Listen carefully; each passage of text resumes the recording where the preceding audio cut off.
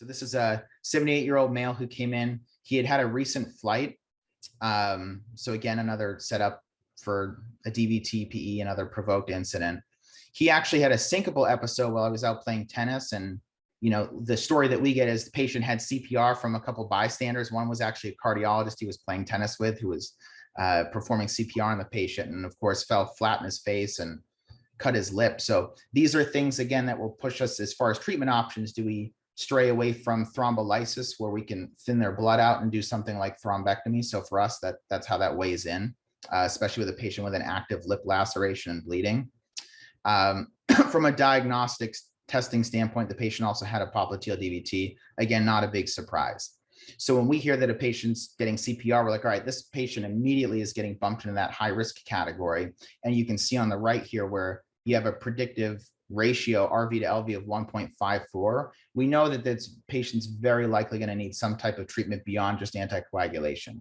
And again, that's how our institution has triaged that patient. It is not necessarily one size fits all.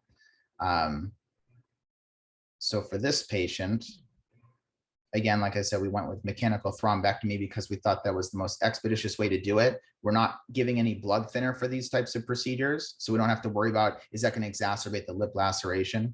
And for us, that vis to stick time was less than 2 hours. It was a little more than an hour and a half. So 102 minutes is pretty impressive to go from the time that we get the alert to actually physically being in the operating room, which means we've, you know, expedited that whole process of notifying everybody, talking to the ER doctor, talking to the ICU, the cardiology folks, getting the echo, all that stuff. It's very, very fast to be able to do when, you know, before we had this technology, it could take an hour and a half just for the ER doc to look and go, oh, that patient has a PE, just to look at the results of the scan. So it's extremely helpful in speeding up that time frame for a patient that obviously needed it. So the outcome on this patient, the repeat echoes continue to improve. The right heart strain improved. Patient became less symptomatic. The biomarkers returned back to normal. And the patient, again, was discharged home within 48 hours.